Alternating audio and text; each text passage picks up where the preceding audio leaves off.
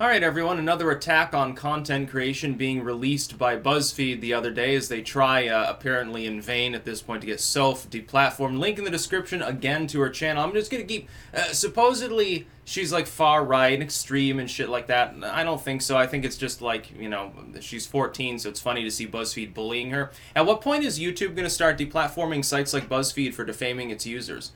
We're getting attacked by, you know, for-profit corporations that compete with us on your platform. Maybe you should apply your TOS a little bit more broadly to for-profit corporate entities and leave independent creators more alone.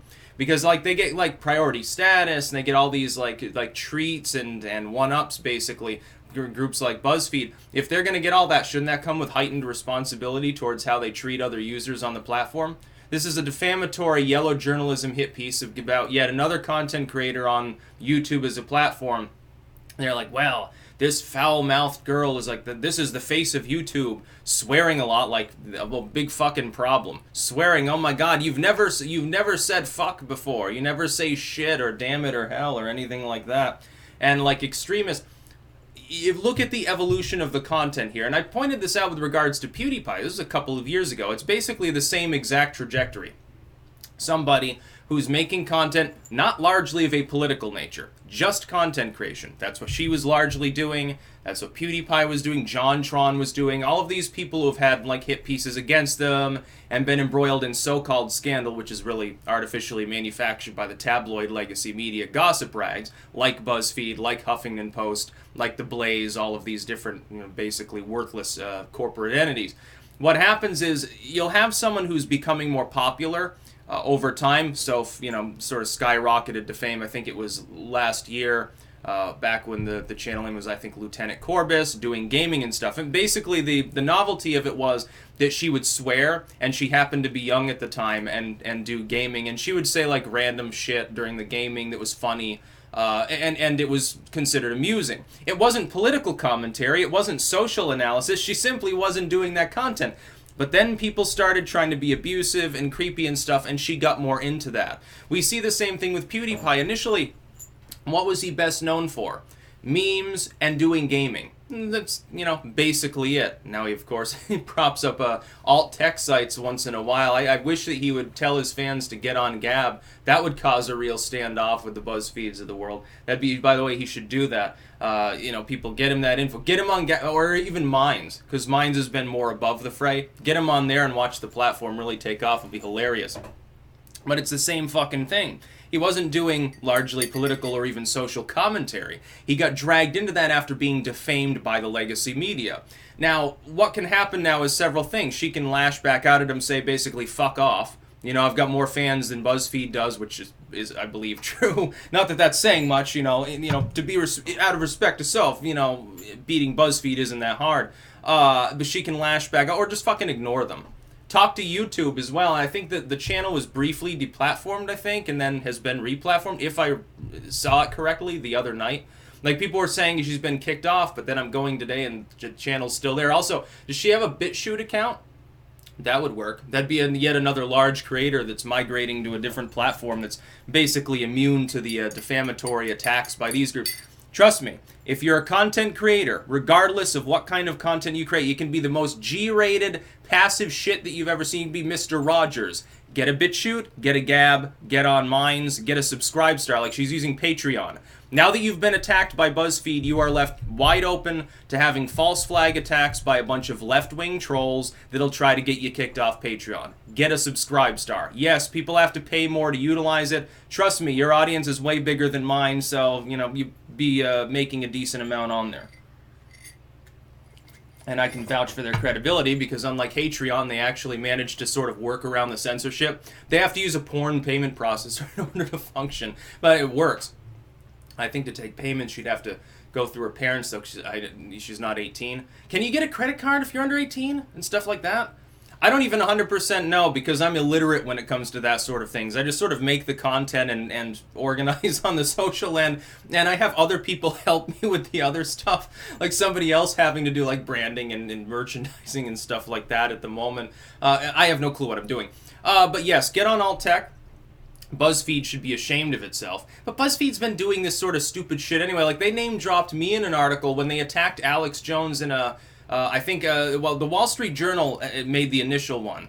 And they said, like, they called me far right, but then they also used the term libertarian, which is like, well, somebody got it right for once. A real extreme. I think that the government should leave people alone and that they should be able to do what they want to do. I'm a terrible person. It makes me the next Hitler. Then they're talking about, like, InfoWars. They get struck off of everywhere. BP got deplatformed, but I think that was a separate incident involving a different YouTuber who he had some sort of sparring with. But he's back now, but, yeah, he got, his account got taken down.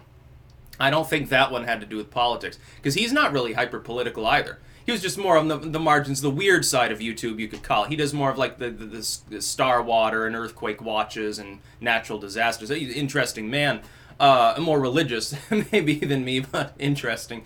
But Soph, it's like, if you look at the initial content, if you remember the initial gaming videos that went viral, unfortunately, they're not even fucking political.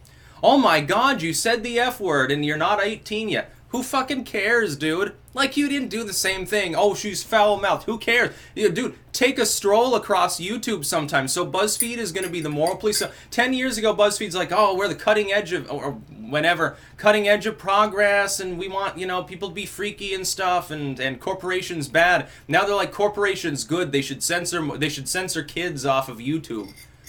It's crazy talk. Bunch of fucking bullshit. And we content creators have got to start lashing back out or doing something to organize and defend ourselves against this. Because right now what happens is that the only people who rush to someone's defense are perceived of as being extremists. There aren't, even a lot of libertarians like, well, I hate censorship, but even they don't talk about it enough. Talk about it more. And here's the other thing, like, like a couple, I think this was last week, if I remember correctly. Like, Trump came out against tech censorship. He said, well, people are being censored and stuff. And I pointed out I was happy. I strongly supported the fact that he was discussing it. People are like, well, we'll wait until words become actions. The best way to defend speech is to speak. So yes, this does matter. What we're doing here on YouTube and on every other platform does fundamentally matter. If it didn't matter, if we weren't out competing the whole goddamn legacy media and entertainment structure of the Western world, they wouldn't be trying to crack down on us. They certainly wouldn't be spending a bunch of money trying to proliferate themselves on these platforms, buy ads in order to get leverage over the tech firms. The tech firms never wanted to censor jack shit. They're not blameless in this, but they're not the progenitors of it. It's all about the money. The ad companies came in and they worked with the legacy media to gain leverage over Google and Amazon and all of these others. And we need to start fighting back.